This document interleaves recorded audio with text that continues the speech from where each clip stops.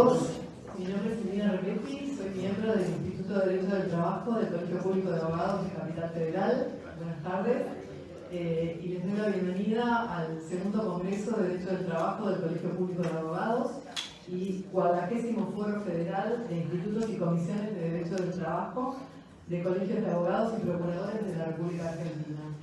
Quiero agradecer especialmente a la vicepresidente del Colegio de Abogados, la doctora Patricia Trota, y al doctor Rubén Altieri, que me acompaña, que es el director del Instituto de Derecho del Trabajo, por otorgarme la posibilidad y el honor de poder efectuar esta presentación de este panel. El mismo se referirá a la actualización de los créditos laborales, y este panel es una oportunidad para conocer la actualidad de la temática en el Foro del Trabajo desde la óptica de los distintos colegas especialistas en el tema. Comenzará la disertación el doctor Antonio Barrera Nicholson. El doctor Barrera Nicholson es abogado laboralista. Su solvencia profesional y académica, así como su modestia personal y calidez humana, hace que no me permita presentarlo con títulos. Así que es un colega que les quiero contar que brinda grandes aportes a nuestro Instituto de Derecho del Trabajo de la Capital Federal y como también a distintas facultades, colegios de abogados y agrupaciones de nuestra especialidad. El doctor Barrera Nicholson disertará sobre la morigeración de intereses, artículo 771 del Código Civil Comercial de la Nación. Doctor Barrera Nicholson, lo escuchamos. Molesto como siempre, ¿me puedo sentar donde estás vos? Supuesto que sí. Lo que sí le voy a pedir el micrófono bien cercano para que lo escuchen todos los colegas. Y 15 minutos. Déjame sacarlo así. Bueno, buenas tardes. Muchas gracias a quienes me convocaron para esta actividad. Nahuel, Pato y tantos amigos, compañeros y colegas.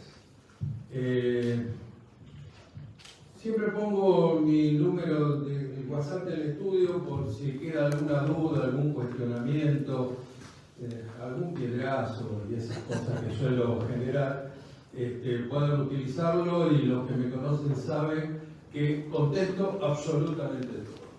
Por ahí me tomo un tiempo, pero bueno. Hemos discutido hasta el cansancio y seguimos discutiendo si capitalizábamos, no capitalizábamos.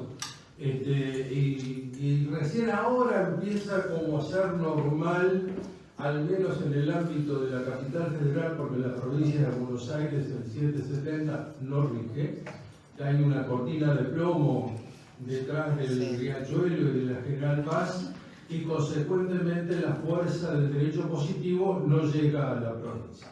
Esto se lo dije a la secretaria del Tribunal 4 de Quilmes hace un par de días. No le gustó. Pero bueno, cualquier consulta a disposición. Pero decía que discutíamos la capitalización y ahora que por lo menos en capital empieza la capitalización a tener cierto andamiento, empieza a surgir el problema de la morigeración de los intereses capitalizados que permanentemente solicitan aquellos condenados al paro. Esto surgió mi particular interés a partir de un juicio del estudio muy viejo del año 2016 que tuvo una condena histórica de 2.600.000 pesos porque era un trabajador sometido a servidumbre. Esa suma capitalizada dio lo que en la jerga podríamos decir es mucho. No voy a decir la cifra. El muchismo.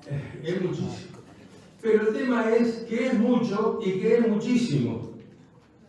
Y si corresponde morigerar o si no corresponde morigerar. Entonces ahí empezó a surgir este problema de la morigeración.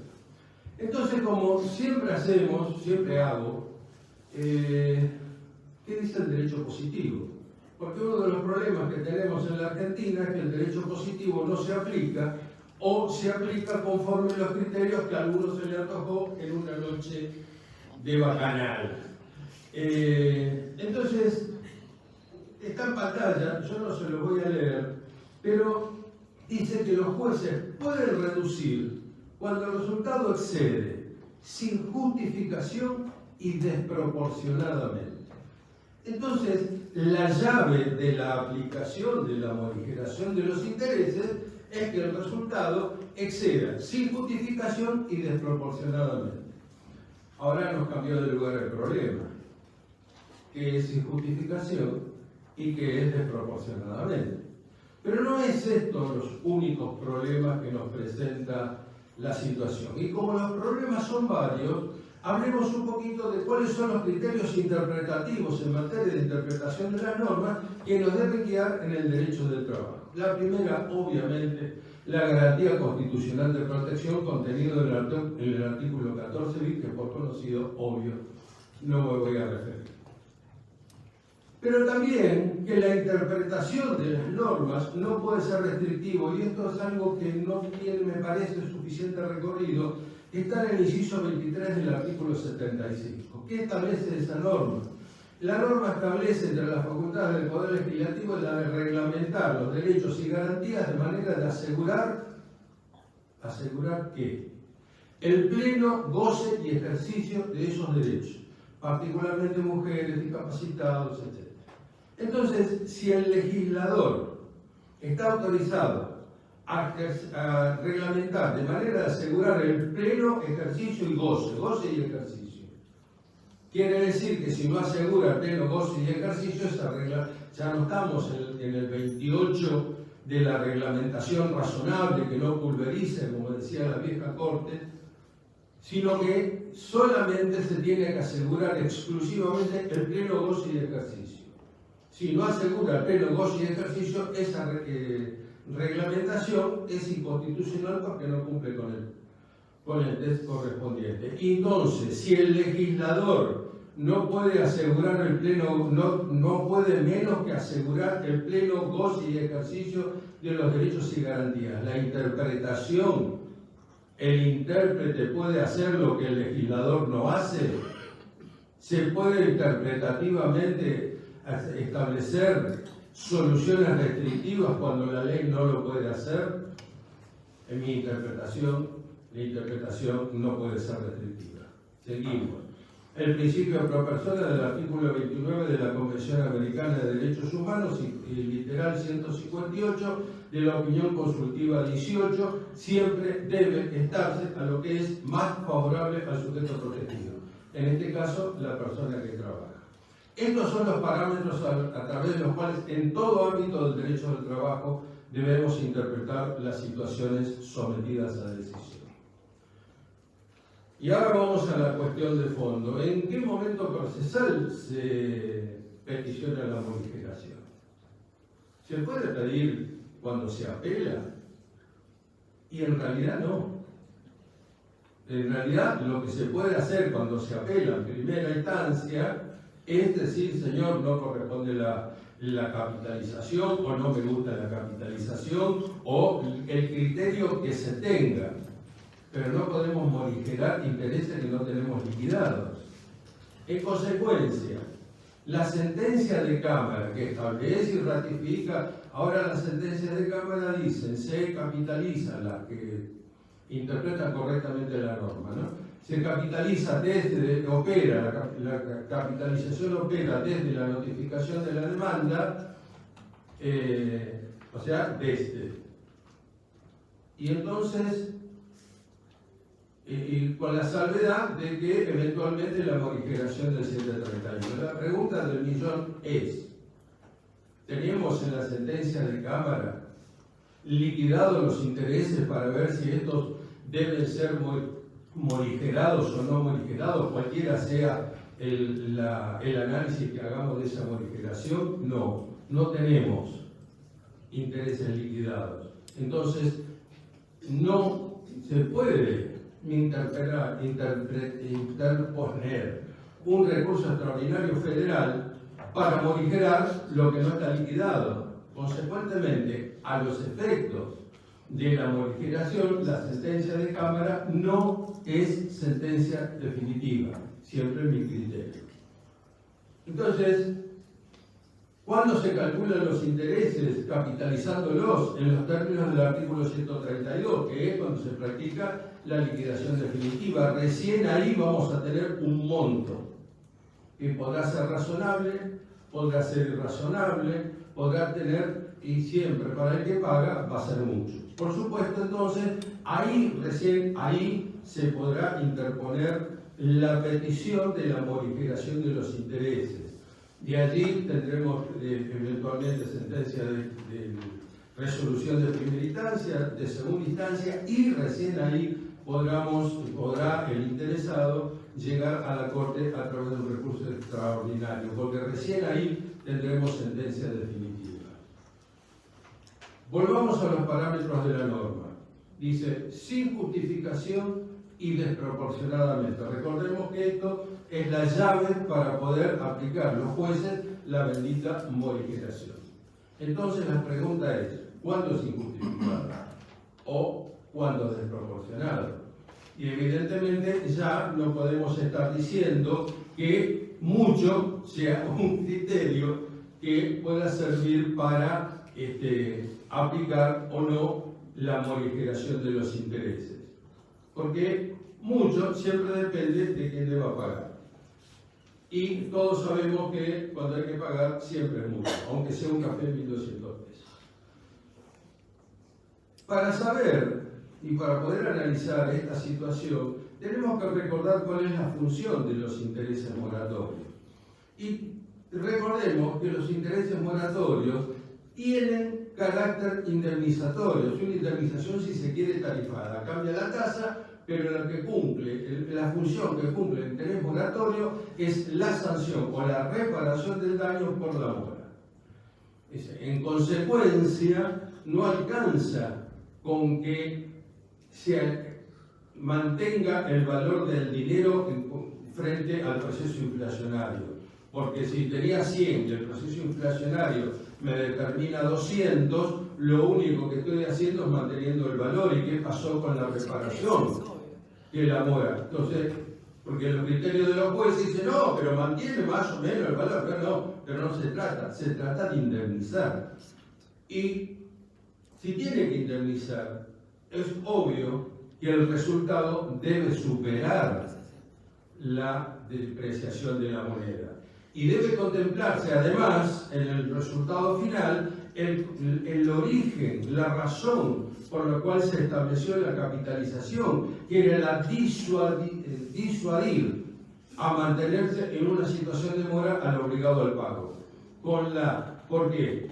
Porque encarece el crédito, o sea, la deuda, encarece la deuda, motiva a la conciliación, motiva a salir de la situación de mora y en consecuencia se acorta la duración de los juicios y en algún momento también disminuirá la litigiosidad, en tanto que litigar ya no va a ser tan barato. Entonces esto también hay que tomarlo en cuenta en función del segundo aspecto, de segunda técnica de interpretación de las normas del artículo 2 del Código Civil, que habla de la finalidad. La primera es el texto, la segunda es la finalidad de la norma.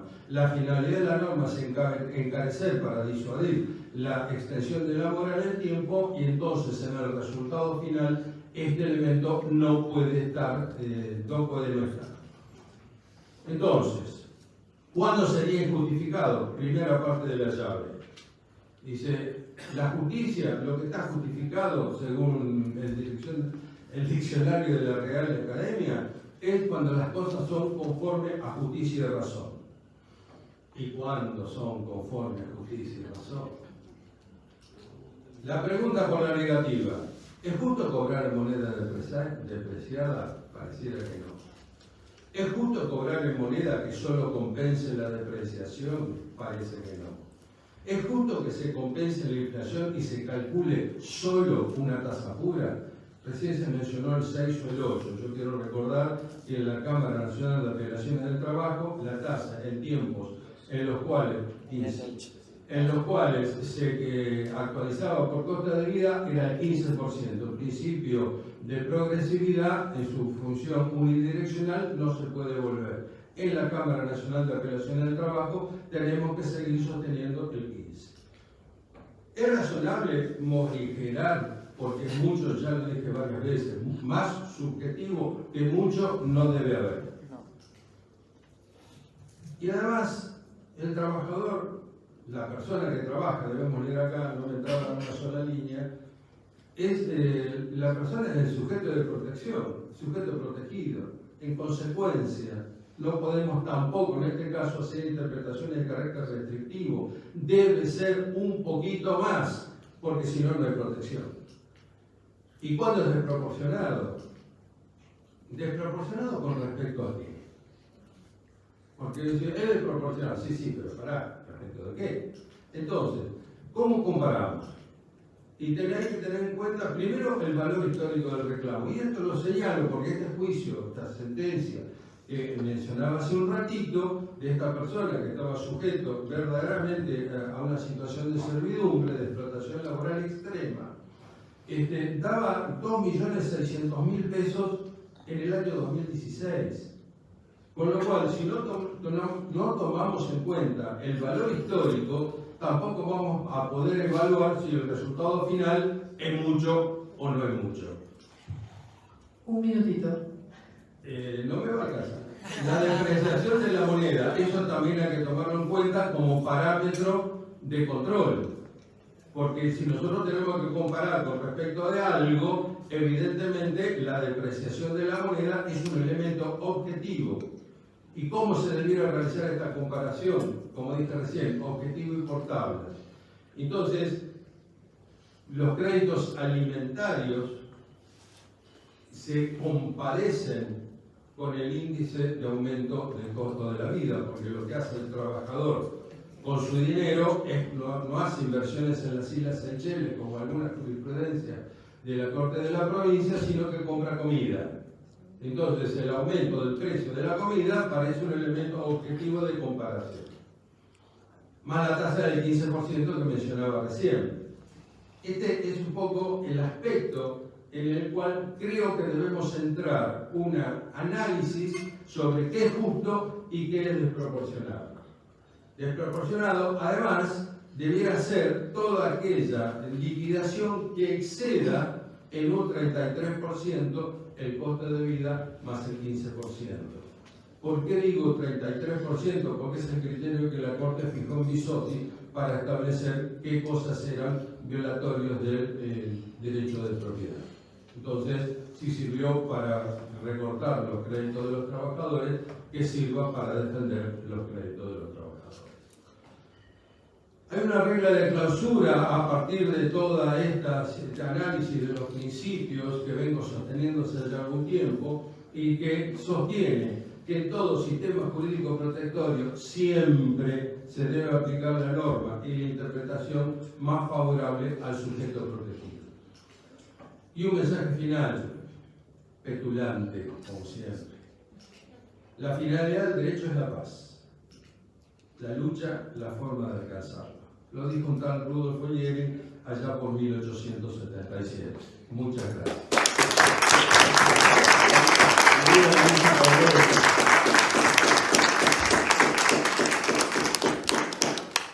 Muchas gracias, doctor. Podés volver. ¿Hacemos el cambio, Tony? Sí. Venís acá, Diego, tenés PowerPoint. Sí. Mientras preparan el PowerPoint, lo voy presentando al doctor, así nos hacemos óptimo el tiempo. Bueno, a continuación disertará el doctor Diego Cristian Souto. El doctor Souto es abogado titular del Estudio Jurídico Souto, Trepande y Asociados. Es director de la Diplomatura de Leyes del Trabajo, Asociación Abogacía Unida de la Universidad Católica de Cuyo, San Luis. Es asesor sindical del Ministerio de Trabajo de la Nación, Agencia Territorial Moreno, desde el año 2022. Es secretario del Colegio de Abogados de Moreno y General Rodríguez. Es secretario general de la Asociación Civil Abogados Unidos. Es integrante de la Asociación Latinoamericana Laboralistas Sin Fronteras, integrada por más de 20 países. Es director del Instituto de Derecho Cooperativo y Mutual del Colegio de Abogados de Moreno y General Rodríguez, por el periodo 2022-2024. Es ex coordinador académico del Colegio de Abogados de Moreno y General Rodríguez. Es fundador del grupo Jurisprudencia Laboral Argentina con más de 10.000 miembros. Es publicista y conferencista. El doctor Souto disertará sobre la capitalización de intereses, comparación con otros métodos de actualización. Doctor Souto, ¿está preparado? Sí, sí. Lo escuchamos. ¿Qué tal? ¿Cómo están? Buenas tardes, saludos a todos. Manuel, muchas gracias. Perfecta, Pedro Burgos, Pato, Antonio. Bueno, para mí es un honor, por supuesto, como siempre. Tony, parece que hacemos una dupla, vos en el derecho y yo en los números. Así que las cosas que vos dijiste, vamos a ver si yo trato un poquito de explicar los números, que seguramente todos saben qué es lo que me gusta, no más que nada. No sé qué hago en derecho, pero yo creo que soy como vos dijiste una vez, un contador frustrado, un matemático frustrado. ¿No? Bueno, pero creo que por ahí puede servir. Te contesto abajo. Pero veremos. Bueno, aparte de David también, que siempre me dice, vos digo, tenés que cotejar con algunas cosas. Así que esto es un poco obra de la sugerencia de muchos doctrinarios y de algunos jueces. Y yo lo que traigo acá un poco es ver, primero la diferencia que hay, digamos, en cómo sería una sentencia y cuáles son los intereses que se aplican en la provincia de Buenos Aires, y también en Capital Federal en base a la capitalización conforme al Acta 2764, pero además lo contamos con parámetros, ¿sí? Así que bueno, vamos a ver. Pero en primer lugar, bueno, por supuesto, nada, lo básico, ¿no? Que es el concepto de interés, ustedes ya lo saben, es el uso y fruto, retención, porque para mí creo que obviamente, más en provincia, cuando digamos el empleador no abona el tiempo correspondiente, bueno, obviamente está haciendo una retención. Y después nosotros con las chicas de Matanza tenemos un amigo en común, Dani Juliano, que me encantó cuando dijo en Matanza, ¿te acordás? El cambio de paradigma. Es decir, muchas veces, ¿qué es lo que pasa? O antes, ¿qué pasaba, no? Bueno, mirá, dice el empleador, tengo esta plata y si no hace el juicio. ¿Por qué? Porque la tasa pasiva que se aplica en la provincia de Buenos Aires, ustedes ahora van a ver los guarismos, es increíble. Obviamente que siempre conviene para el empleador, para el asegurador de trabajo, extender el tiempo y demás. Por eso, al margen que encima no tenemos tribunales integrados, y bueno, tenemos juicios de 8, 10, 17 años, 15. Pero en Nación, en Capital Federal, ese paradigma se ha modificado. Creo yo, la vez pasada estaba dando una charla en la facultad de Palermo, la Universidad de Palermo, me invitaron ahí con el Instituto de Análisis Económico del Derecho y demás, el doctor Orlando, y bueno, me tocó compartir con él con el doctor Perugini, con mi camarita, y con dos colegas parte empresaria. Pueden creer que las colegas de parte empresaria, con unos posgrados de IFE Conéctico y demás, decían, nosotros no tenemos la culpa que los juicios sean tan largos, y lamentablemente ahora tenemos que salir a conciliarlos porque nos rompen, digamos, la felicidad, la capitalización, digamos, ¿no?, de interés anual. Pero bueno, nada, ustedes saben muy bien que jurídicamente pueden ubicar los conceptos de interés, digamos, compensatorio del 767, moratorio del 768 o el compensatorio del 769. Vamos a hablar un poquito del anatocismo o capitalización de interés o interés compuesto, que en su momento estaba prohibido, ustedes saben muy bien, a través del código de ingresar, a través del artículo 623, ¿sí? Y que en, digamos, la primera parte, el 770, que es un poco el que trajo el Código Civil Comercial, también está prohibido, pero hay excepciones. ¿Cuáles son esas excepciones? Exacto, no se deben intereses los intereses, excepto que, ¿no?, una cláusula expresa autoriza la acumulación de los intereses al capital con una periodicidad no inferior a 6 meses. Igual yo también, si me permiten, como esto va a todo el país, podría llegar a criticarlo, después vamos a ver si nos da tiempo con algunos otros artículos. Aparte recordando lo que dice el maestro Tony, por supuesto, con el 14 bis y con que el trabajador es sujeto de preferente tutela constitucional, como ya lo dice Bisotti, Aquino, Pérez Condisco, etc., ¿no?, que todos sabemos. Inciso B, cuando la obligación se demande judicialmente, ¿sí?, bueno, opera desde la fecha de notificación de la norma. Obviamente, consejos, sugerencias, colegas, y yo creo que ese pasado modelito de al menos mínimamente, humildemente, de peticionar la capitalización de interés, ¿verdad? Porque bueno, si no, no se lo van a dar. Y es más, ya hay salas, por ejemplo la sala 10, que si uno lo peticiona en la apelación no te lo dan. ¿Bien? Y salas, por ejemplo, como la 6, que obviamente si no lo pedís, te dicen no, si la otra parte para el colmo apela, no te lo doy. La que por ahí lo da de oficio es la sala 2 y la sala, el tribunal 4 en Mar del Plata. Perdón. Bueno, después, para mí este es el abordaje de otro instituto, que es el inciso C, que en la MOVE. Es decir, vos tenés una sentencia, tenés un capital más interés, no abonás en el término pertinente, bueno, obviamente se adiciona otra capitalización. Y eso hay fallos. Lo que pasa es que no puedo ver todos los fallos porque ustedes saben que me encanta el fallo, bueno, 771 ya lo notó, así que ya lo saben, pero bueno, un poco coincidiendo acá con el maestro acerca de la desproporcionalidad y demás.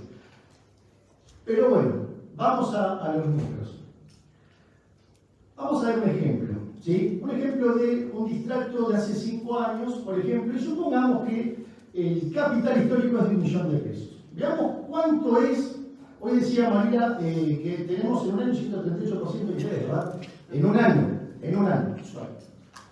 Bien, veamos en 5 años cuánto es la tasa pasiva digital en la provincia de Buenos Aires. 2.549.000, o sea, 254,96 en 5 años, ¿sí? O sea, un promedio de 51, un poquito menos. Claro, ¿cómo no va a convenir, digamos, a la parte empleadora de hacer sí, hacer el juicio y el pago a los premios? Bueno, ¿qué tal, doctor Moreno? Bueno, ahí tenemos el monto, por favor tengan en cuenta, anótenlo, 3.500.000, lo que sería una sentencia de $1.000.000 de pesos a 5 años en la provincia de Buenos Aires. Bien. Alguien me dijo, no me acuerdo quién, pero ¿por qué no lo comparás con, por ejemplo, la nafta azúcar? Creo que fue Ojeda. Bueno, porque hice otra comparación y me dice, sí, pero compararlo con azúcar. Bueno, imaginemos que hace 5 años nosotros teníamos $1.000.000 de pesos, ¿sí? Podemos comprar 27.200 y pico de litros de nafta. ¿Bien? Supongamos que nosotros teníamos esa 27.000 y pico de nafta y lo vendemos 5 años después, al precio de 240,50. Esto es informe de surtidores.com. ¿Saben cuánto es? 6.542.442. Yo, bueno, de abusivo, como me gustan los números, encima le adicioné un porcentaje que sería, digamos, como si fuera interés moratorio, casi 2 millones de pesos. O sea, que de nafta tenemos 8.505.000. Y eso que la nafta está subsidiada encima. ¿Está? Bien. Bueno, venimos perdiendo. Entonces, la provincia, chicas, allá Matanza, venimos perdiendo, Pilas también. Es un tema. Bueno, salario mínimo vital y móvil. $1.000.000 de pesos, ¿cuánto salario correspondía? En octubre de 2018 estaba 10.700 pesos. O sea, correspondían más o menos 93, 94 salarios mínimos vital y móvil. Actualmente, bueno, en septiembre, digamos, ¿no? El importe de salario mínimo se fue a 118.000 pesos. ¿A cuánto asciende esto? A 14.335.000. Le adicionó un 6%, usted me hacía, digo, pero nada, no puede ser, son tramposos, estás adicionando un 6% anual, 5 años, 30%, bueno. 14.336.764. Seguimos perdiendo en provincia, ¿verdad? El uso horarios, utilizamos en la provincia de Buenos Aires, ¿cuánto estaba en octubre del 18? 888. Bueno, ustedes más o menos ya entienden cuál es la mecánica, sigo más rápido. 13.865.000 pesos. Bueno, el humo, porque acá obviamente se aplica el humo, ¿verdad? Bueno, ¿cuánto correspondía? Casi 530 humo. ¿Cuánto es hoy? 17.480.017 pesos, lo que sería 530 humas actual. ¿Qué más?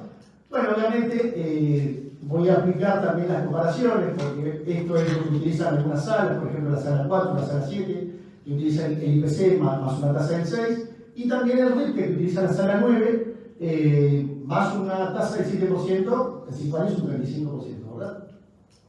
Bueno, a ver, ¿cuánto es el IPC? 16.083.045. Ok, ¿y cuánto es el RIP? Más el 7%. 14.134.000. ¿Sí? Bueno, vamos a hacer justo ayer estaba en la competencia de Mar del Plata, ¿viste? Entonces hice un ranking. Bueno, Capitalización anual no se las hice, pero ya ustedes sabían que obviamente el acta y demás, está la fórmula de acá en el colegio. Capitalización anual serían 4 capitalizaciones. De 1 millón de pesos hace 5 años acá son 17.678. El UPA 17.480. El IPC 16.087 millones, ¿no? RIPTE 14.734, o sea, reitero lo que ya había comentado, pero lo pongo, digamos, los ranquineos, si me permiten el neologismo. Miren lo que es la provincia de Buenos Aires. Es una cosa terrible. Pero bueno, como acá Raúl me dijo, no, digo, tenés que venir a hablar de capitalización, bueno, vamos a tratar de ver un poquito más el tema. Pero fíjense los números, claro, cómo, digamos, en provincia hoy los trabajadores que encima no están los tribunales integrados, no te aplican las indemnizaciones agravadas porque casi siempre tratan de acordar los jueces y demás, ¿no? Igual les voy a traer alguna sorpresita, tampoco es un discurso negativo mío. Esto es un poco un raconto de los distintos criterios de capitalización a nivel nacional, por eficacia temporal, obviamente a partir del 1 de agosto del 2015, conforme a la vigencia del Código Civil Comercial, que por supuesto también lo señala el acta. Según los supuestos del 770, bueno, el B y el C, hay, digamos, tribunales o salas o juzgados que lo plantean desde la mora, la capitalización, algunos desde la notificación de la demanda, bueno, conforme al acta 2764, y también, digamos, la Cámara de Rosario, que hizo digamos, una resolución bastante similar. La única modificación, digamos, Rosario, a la 2764 es que, por ejemplo, ante notificaciones anteriores al 1 de agosto, utilizan intereses viejos. Acá no, acá se aplica a partir, digamos, si se notificó en 2014, no se aplica a partir del 1 de agosto de 2015. Bueno, se capitalizan comunicables, hay criterios, como por ejemplo el de la sala 8, primeramente el de la sala 2. Hay un juzgado, una sala de cámara, que ahora vamos a ver, que capitaliza de manera semestral, en Chaco. Así que bueno, vamos a ver. Y después tenemos capitalizaciones anuales, como las 9, digamos, salas restantes acá en Capital. También hay, por supuesto, y lo dijo muy bien Mariela, y ya lo sabemos, el tercer inciso, digamos, del 12, bueno, modificado por el 11, por el decreto C69, por el... Te digo que hay Chacabuco, ya que está por este agosto, en 3 fallos pro bono y otros fallos más declararon la inconstitucionalidad de esas resoluciones, la 1039 y la 332 de la Constitución. Bien. Y también hay fallos de capitalización cuando en etapa de ejecución, digamos, el empleador o la demandada dispone de manera parcial. Lo que dice, no señor, o se paga todo o si no hay que capitalizar. Bien. Acá les paso brevemente, total el power, de los, digamos, distintos criterios que haya ahí recolectado. No sé si está José San Martín por ahí, que me pasó también de Salta, pero bueno, te la debo, José, porque venía viajando y no pude llegar a completar. Pero bueno, ven que más o menos se va instalando el tema de la capitalización. De alguna u otra manera, tenemos Entre Ríos, bueno, como dije, Rosario, Neuquén, Chaco, San Luis, Corrientes, ¿sí? Y sorpresivamente todavía hay en la provincia de Buenos Aires capitalización, pero capitalizan por única vez y a tasa pasiva. Es decir, al momento de la notificación. Claro, bueno, Mar del Plata te capitalizan los 5. Y La Plata también te capitalizan los 5. Ahí yo igual les dejo, después ustedes, cualquier cosita, después lo pueden estudiar. ¿Sí? Bien. Yo ya le había pasado, igual, ahora hice un trabajo que después si quieren se lo paso en otro momento, no solamente ya del comportamiento, digamos, o de las 10 salas, sino de cada uno de los camaristas, de los 23 camaristas, porque ¿qué pasa? Imaginemos que te modifica, no sé, que la doctora trae en sala 6, no sé, se va de vacaciones, qué sé yo, y hay un criterio diverso, lo que pasa que, digamos, el camarista que está en la sala 6 respeta lo de la sala y demás, ¿sí? O vos fíjate, la doctora González, de la sala 8, qué bueno, sí, ella cambió el criterio, está bien, respeta lo que dice la doctora Russo en la sala 7, pero la 8 no, la 8 capitalizar, es decir, pero dice, bueno, apruebo la sala 7, pero salvando, digamos, Qué locura todo. Y ella, ¿cómo? Qué locura todo. Sí, Bueno, la sala 10 que dice no coincidimos, pero respetando, como siguiendo los principios inveterados, bla, bla, bla. Por ahora tenemos 9 salas que capitalizan anualmente y una que lo capitaliza por el año. ¿Cómo va? Un minutito. ¿Sí? ¿Un minuto? ¿Ya? Bueno, ¿qué importa? Vamos rápido. Bueno, los invito si quieren a leer el debate o de lo que yo escribí en Micro Juris en 2 partes. Ahí están, digamos, cada uno de los fallos, 2 fallos más o menos por sala. Y ahora la pregunta, por ejemplo, ¿no? Y más que nada, provincia o interior, ¿podríamos peticionar la capitalización semestral? Bueno, se la contesta el contencioso de Chaco, que bueno, el contencioso de Chaco, ya que me queda poco tiempo, hablo rápido así, pero dice que sí. Era el caso, digamos, de una trabajadora, bueno, que estaba muy tributada, la despidieron, ella planteó, digamos, obviamente. ¿Tranquilos? Bien. Bueno, ahí ven ustedes, digamos, la expresión de los jueces, de la Cámara, ¿sí? Que, bueno, el proceso inflacionario, la pérdida de capacidad de compra, no, y que además es un carácter alimentario, lograr o aplicar la capitalización es un poco lo que decía Tony, ¿no? Sería el los juicios largos, y también lo que dice Daniel en Sala 3, o lo que dice el doctor Pompa, que acordaron, ellos están a favor de la indexación, pero bueno, acordaron, digamos, para el ACA, sí, bueno, está bien, pero no hay problema si se va a capitalizar, está bien. Preferiríamos que sea indexación, preferiríamos que sea semestral, pero bueno, está bien. Acordamos aunque sea anualmente, ¿sí? Recordemos esto del carácter alimentario, por favor.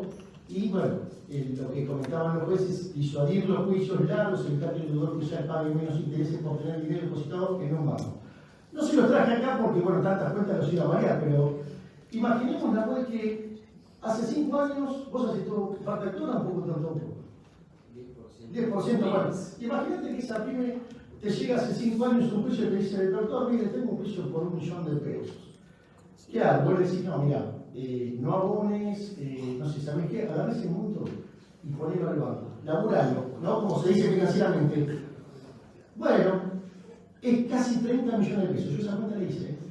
Así que si ustedes, bueno, no quiero que ustedes recomienden, sino que la idea es tratar de que los juicios sean largos, pero fíjense, porque realmente me enfurece un poquito, vamos a decir, que se queje la huilla y demás, que le guste la desproporcionalidad y bla, bla, bla. Pero, perdón, vas a hablar vos después. Bien. Pero, a ver, si el abogado de parte empresaria dice que, bueno, rompe la previsibilidad, si le dice, no, mirá, con ese millón de mangos, supongamos hace 5 años, ponelo, no sé, mensualmente al banco o, no sé, invertir en otra cosa, les puedo asegurar que al momento de la sentencia les va a sobrar plata. Esto es más, me lo dijo, me acuerdo en Salta el año pasado, estaba moderando un colega de Salta, y yo, bueno, ahí pegando palo, como se dice, fuera del Congreso, me dice, doctor, usted sabe que tiene razón, yo le aconsejé, dice a mi cliente, ponerlo a dólares, y me sobró plata, pagué peritos, pagué, digamos, honorarios, pagué todo. ¿Sí? Ahora, siempre, claro, obviamente se queja, como estoy, 1.200 mangos en café, claro, ¿no? Bueno, también comentan ahí que la actualidad inflacionaria no repara, dice, ni siquiera mínimamente tal que implica al acreedor no subir su crédito en tiempo oportuno. Entonces, ¿qué decide la Cámara? Capitalizar de manera semestral. ¿Bien? Autos Galay. Puede operar por periodos superiores a 6 meses, claro, conforme, digamos, el primer apartado del 7 de septiembre. Entonces dictamina que las sumas condenadas eran, digamos, igualmente unos meses, deben ser capitalizables semestralmente a partir de la notificación de la demanda. Así que bueno, colegas de provincia, colegas de todo el país, ¿por qué no? Ahora, otras cuestiones. Yo acá me voy un poquito de la capitalización, 2 minutitos si me das. Tenemos un fallo que acá el maestro la vez pasada se lo dieron, del Tribunal de La Plata, el 4, le dio una inconstitucionalidad a la prohibición de indexar. El Tribunal 4 de La Plata. Otro día, si quieren, lo invitan al doctor y que comente. Dice, declara la inconstitucional de la prohibición de indexar establecida en el 7 de la 23.928. Y fíjate, así como explicaba un poco Mariela, bueno, pero a nivel salarial, como método de actualización, de actualizar la indemnización. Deuda de valor, el Tribunal de Chaco y de Junín, por ejemplo, están aplicando deuda de valor. ¿Qué significa eso? Que si vos hace 5 años el trabajador cobraba, no sé, 40.000 pesos, más intereses hoy es nada. Entonces, ¿qué dijeron?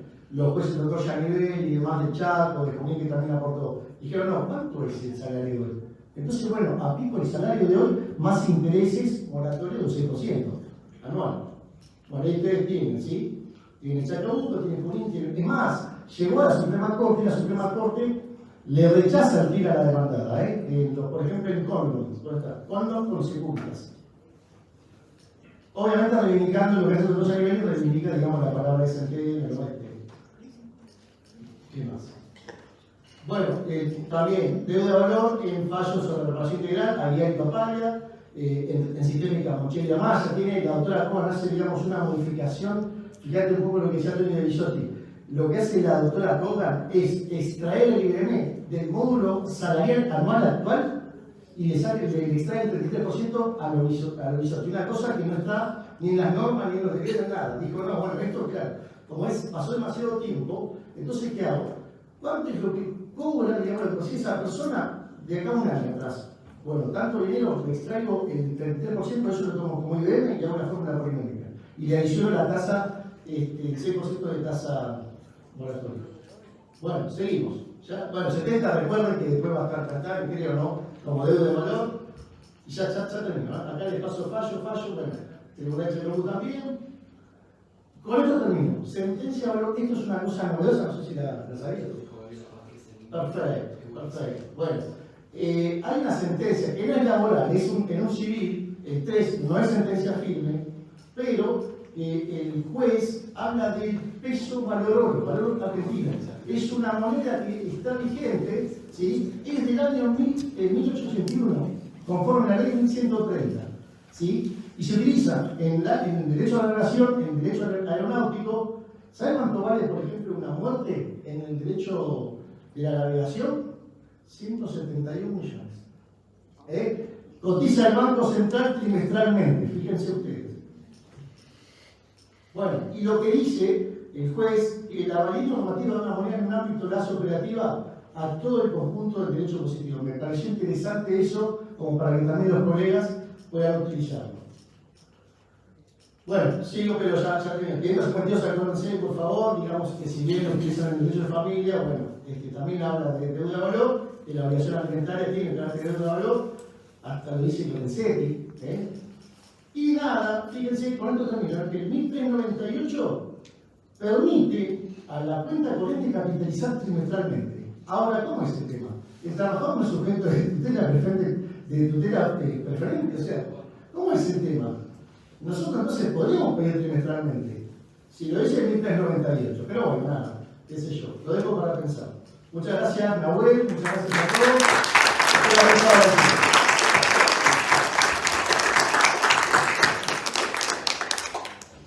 Aprovecho la pausa para señalar que la cita del 552 del Código Civil y Comercial, al menos en el ámbito de Quilmes, fue iniciativa de la doctora Aldana Faviche, que está acá presente.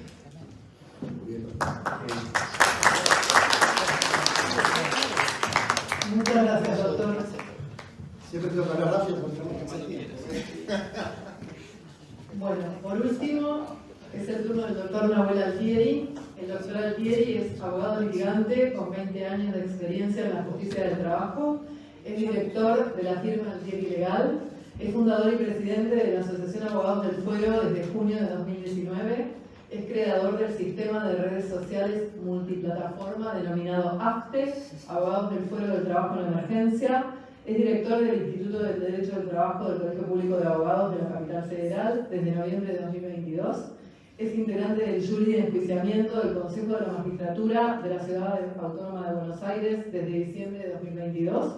Es consejero activo del Consejo Social de la Ciudad Autónoma de Buenos Aires desde marzo de 2023. Es profesor adjunto interino en Derecho del Trabajo en la Universidad de Buenos Aires, Facultad de Derecho. Es miembro investigador de Fundejus, Fundación de Estudios para la Justicia.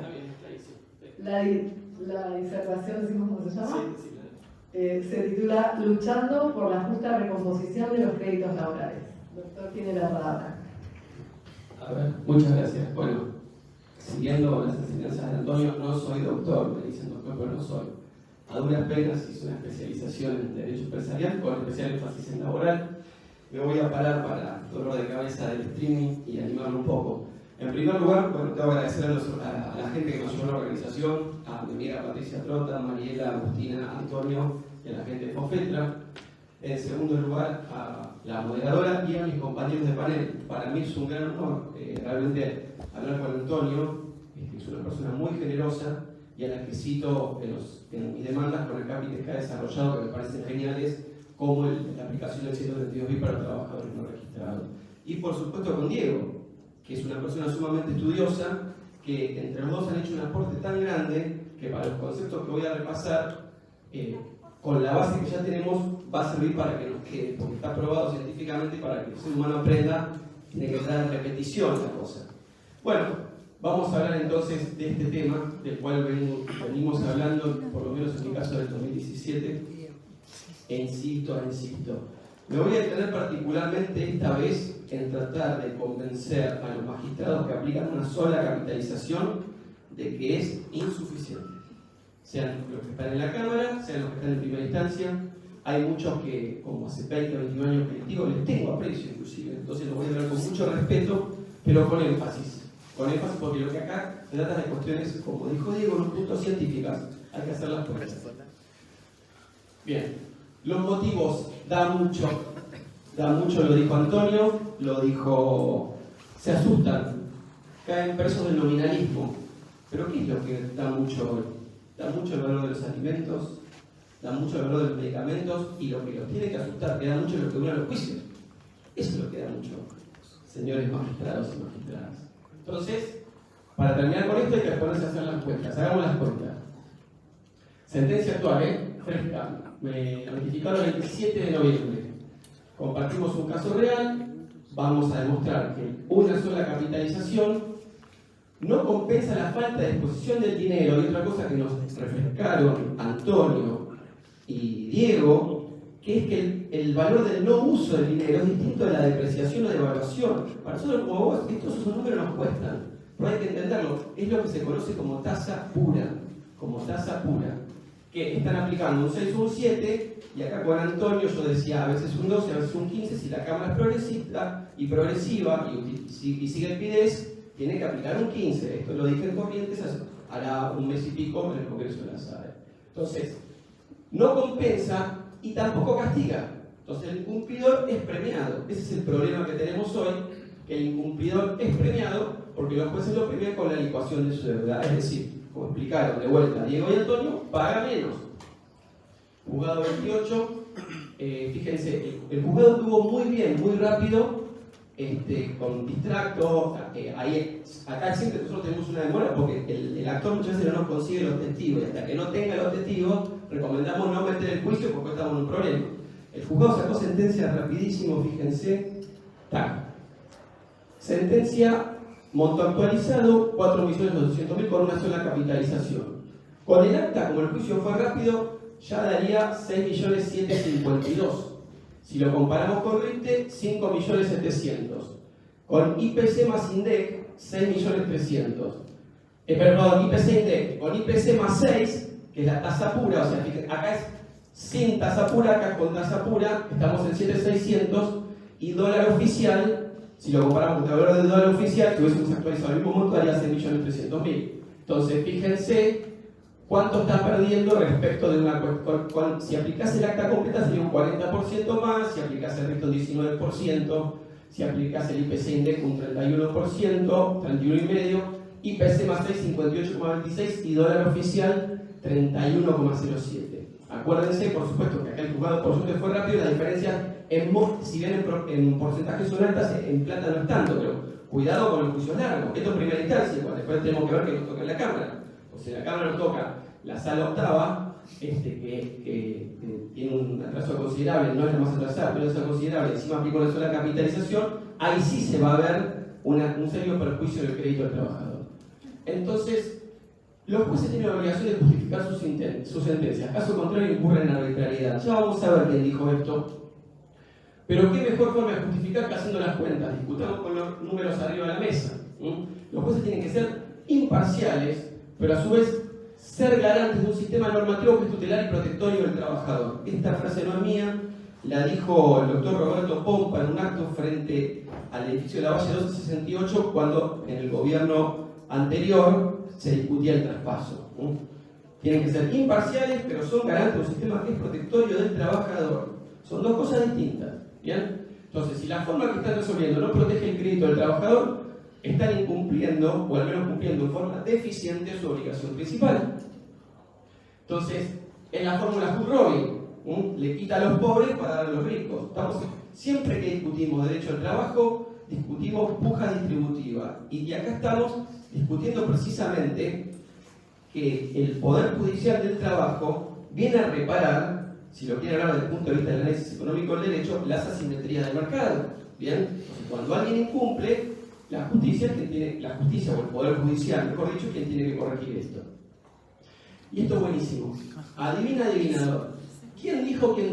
Miren, leamos, pues es muy importante. Por ello resulta necesario evaluar índices de ajuste, como el RITE o el CBS, a pesar de sus deficiencias, que Antonio las critica, son, bien, con fundamento por supuesto, son construidos a partir del relevamiento de la realidad salarial, por lo que sus resultados siempre tendrán proporcionalidad en relación con lo que hubiera aumentado el salario al no haberse producido el tal litigio.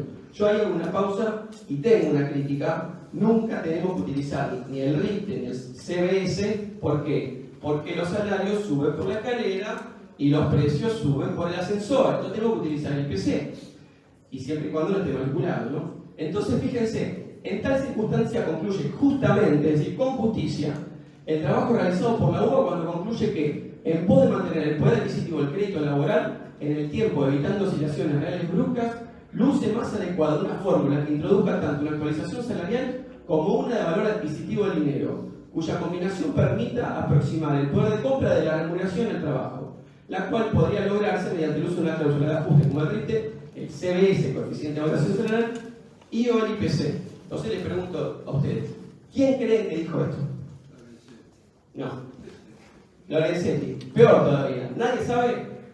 Bueno, tenemos un problema serio, todos, como sociedad, que es la sociedad que no lee o lee titulares. Porque seguramente, les pregunto, ¿quién leyó la carta que las patronales mandaron a la Cámara del Trabajo?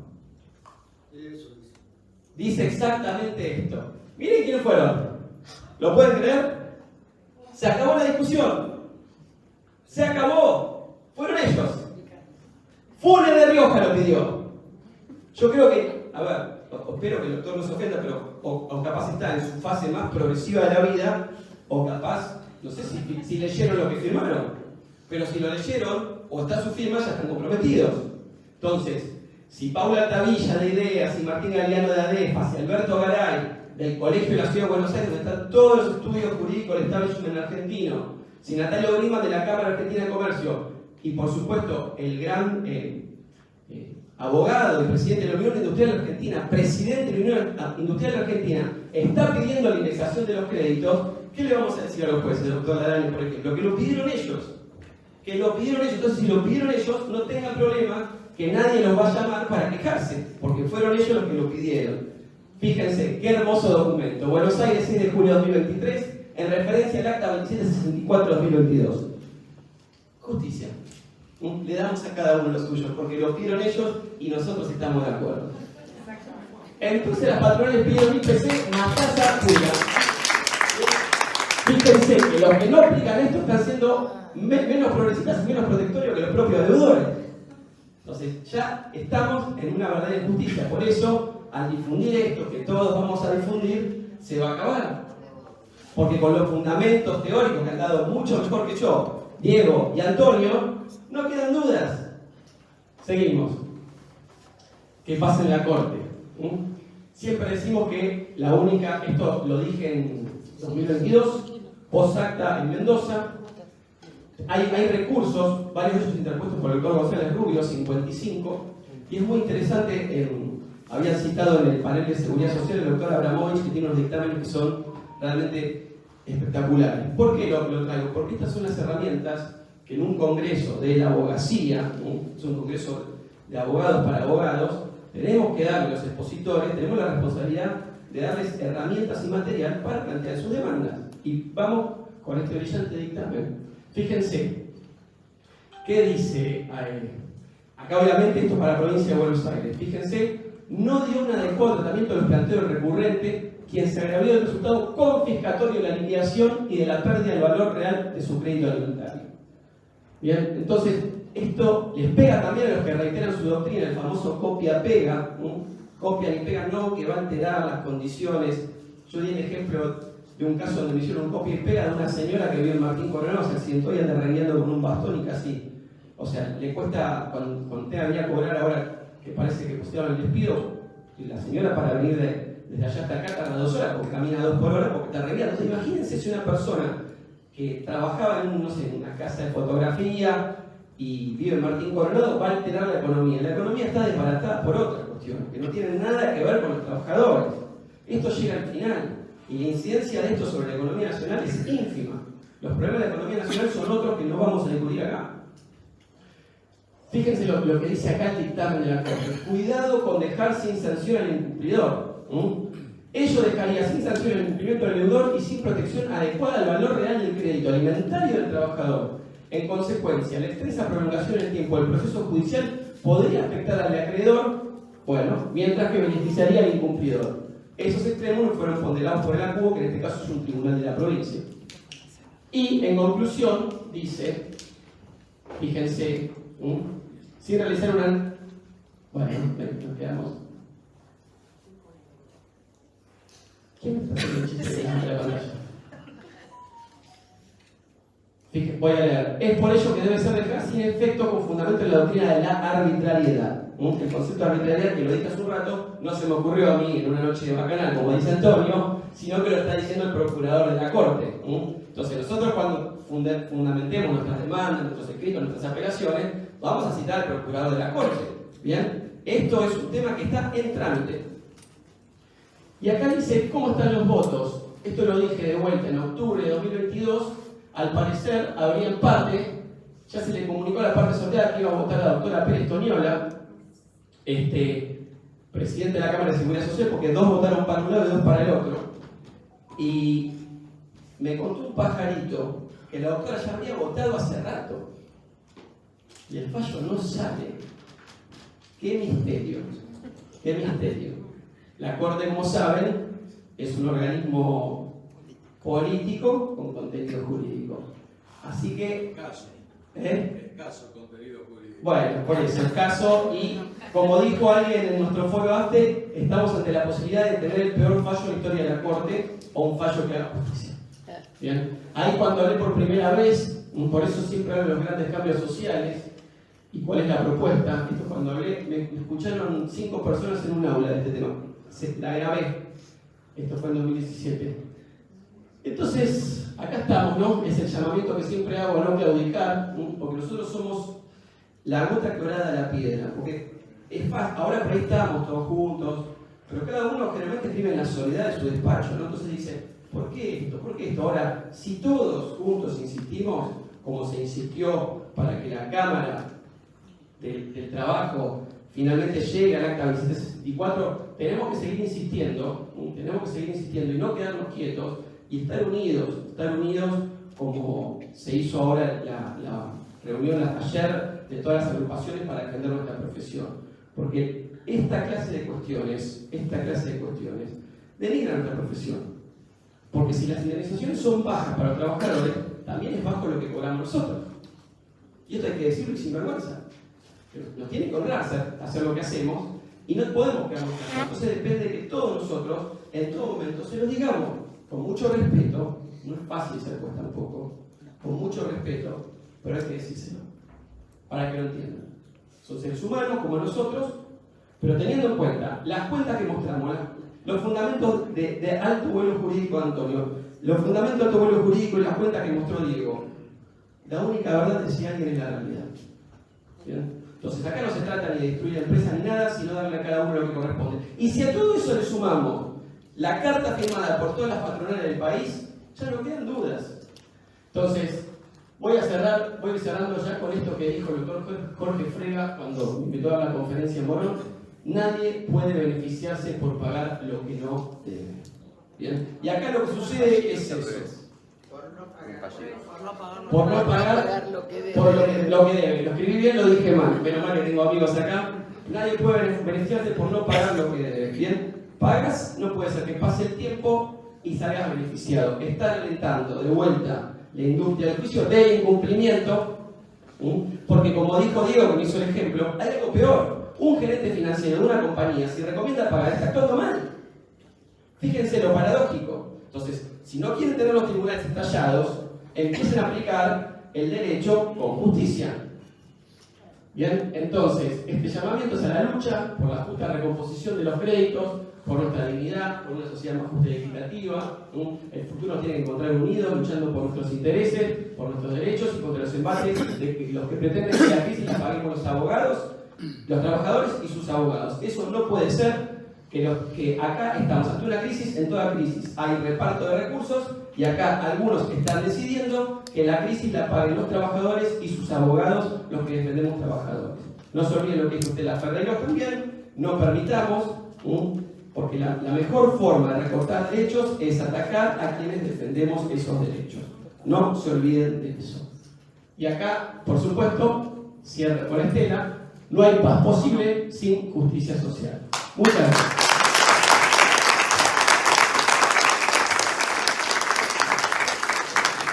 Muchas gracias, doctor. Doctor Barrera Nicholson, ¿quiere agregar unas palabras?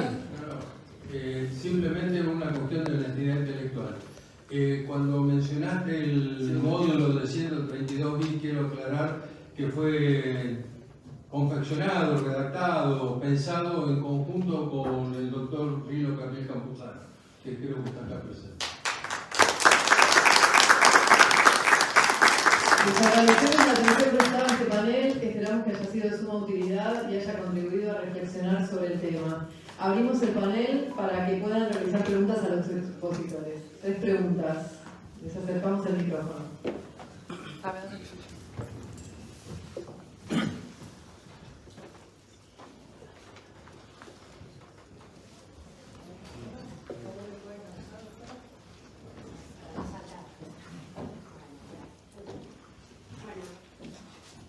Subilo. Para arriba tienes que aprender algo. Hola. Bueno, buenas tardes. En primer lugar, mi nombre es Natalia Mazá, yo soy integrante del Instituto de Derecho del Trabajo del Colegio de Abogados de Neuquén. Dejar un saludo al panel, la verdad que todos los paneles han sido impecables, pero en este caso, me parece que además está aportada la cuota de pasión que hace falta para nuestra profesión. Yo los escuchaba detenidamente a todos, bueno, los maestros, y la última exposición me deja pensando mucho. En Neuquén, como lo mencionaba el doctor Souto, bueno, ya hay fallos de Cámara que están corrigiendo un poco la injusticia que viven los trabajadores y, por supuesto, los abogados y abogadas que defendemos a los trabajadores, ¿no? En el caso de parte actora, o sea que es algo que nos afecta directamente. Pero recientemente se ha incorporado, a pedido también del Colegio de Abogados y en un reclamo de los abogados y abogadas de la matrícula, la implementación de una nueva tasa, que es la tasa activa. En realidad es una tasa activa para préstamos personales, bueno, es un nombre larguísimo, eterno, pero implica que en la actualidad la tasa que se está aplicando ronda el 22,9% mensual, por lo menos en los últimos meses de septiembre y de octubre. Bueno, aún así no alcanza, porque si todos pensamos, yo lo veía muy gráficamente, si todos pensamos en estos parámetros que puso el doctor Soto, que me parece gráfico y que hay que aplicarlo en todas las demandas, digo, el valor nafta, bueno, y todo lo demás, los alimentos, es una cosa que ha quedado completamente alejada de las posibilidades de los trabajadores. Bueno, pareciera que ninguna fórmula es completa. Entonces, un poco preguntarles a los tres, o a cualquiera que quiera contestar, ¿cuál es la fórmula que hoy podríamos pensar en una realidad más que es cambiante, digamos, donde en 2 semanas no vamos a saber qué va a pasar con la economía, donde ya venimos de varias evaluaciones a lo largo de este año, y donde para el trabajador cuando lo percibe, que nos pasa mucho, saber específicamente porque los colegas de parte demandada nos dicen, sí, estamos esperando, porque la plata está ahí. con las APT, con las grandes empleadoras, con las empleadoras pequeñas también, porque las empleadoras pequeñas ponen el dinero a trabajar para, bueno, cubrirse. Entonces, me quedo pensando, ¿qué sería lo mejor que podemos hacer hoy? ¿Cuál es la mejor fórmula para proteger, verdaderamente para que esa manda de que el trabajador es el sujeto preferente de tutela no sea de verdad? De verdad. Entonces me quedo pensando también en esto de la industria del juicio, que en el interior lo vemos un poco más lejano, ¿no? Porque bueno, parece que pasa en las grandes capitales, pero ocurre también. En nuestra zona estamos en Vaca Muerta. Entonces, hay grandes patronales también, ¿verdad? Que nos tienen 10 años con juicios. Entonces, ¿cómo hacemos hoy, en esta realidad cambiante, para no quedarnos atrás, para poder seguir pensando de manera dinámica? Porque creo que lo que pensemos hoy para este año, no sé si nos va a servir para el año próximo, ¿cuál sería la mejor fórmula? Esa es un poco la pregunta y bueno, desde ya agradecer el panel que ha sido realmente de lujo e impecable. Gracias. No parece, la respuesta no parece tan complicada. ¿Qué sector económico nunca pierde en el país?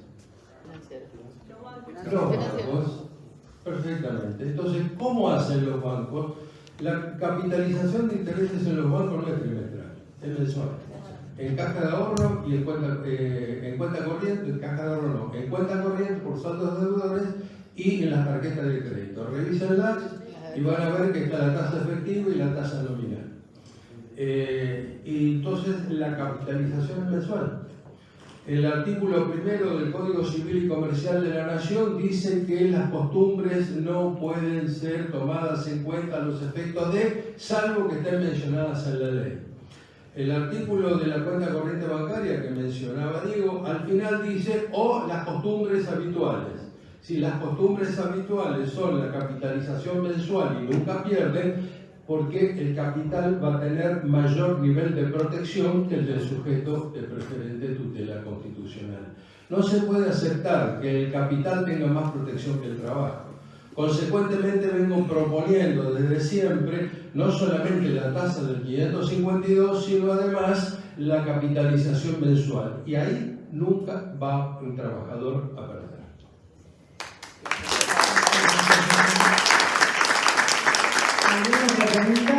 Bueno, no sé si quedó claro el fallo de la carta de indemnización que se dio en el doctor. También es fundamental eso. Yo no sé si hay una respuesta, una fórmula. Cuando Nahuel comentaba, yo en mi cabeza siempre hago un número, me aburre el número. A ver, provincia, por ejemplo, provincia de Buenos Aires, que tenemos, ya vimos los números, nada, es, no sé, 10%, 20% a comparación, digamos, de lo que se hace en capital. Y si pedimos, por ejemplo, el IPC, que decía también, y que él mostró, pero de manera brillante, lo que señalaba la UIA, es decir, menos de eso, nada, obvio. Digámoslo más, el subsidio, ¿sí? Esto, y obviamente, conforme al principio de progresividad y todo lo que Tony siempre nos enseña, tendría que ir. Igual, bueno, ustedes tienen una cámara, a mí me parece bastante interesante con la doctora Barroso, ¿no? Que siempre trata de ser bastante progresiva. Ojalá tengas mucho éxito, confío que sí, porque tenés una buena cámara, ¿no? con la doctora Barroso y el colega, no me acuerdo, Pablo Petri, no me acuerdo el otro camino. Muchas gracias, doctor. ¿Alguna otra pregunta? Sí, por favor. A ver, el micrófono.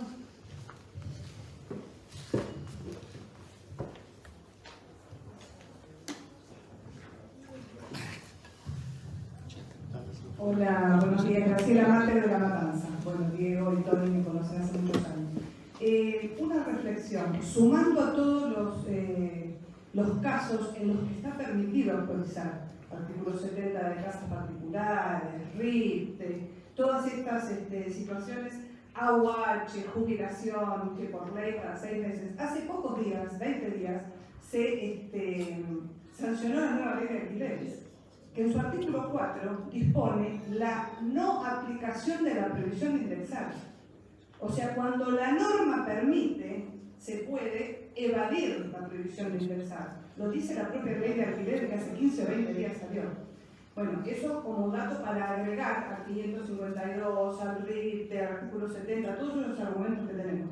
Y quisiera una reflexión de Tony acerca, yo incluyo en mis demandas el argumento de la aplicación del hecho notorio. Esto nos enseñó la doctora Diana Cañar hace muchos años. El juez, al fallar, no puede alejarse de la realidad en la que está viviendo.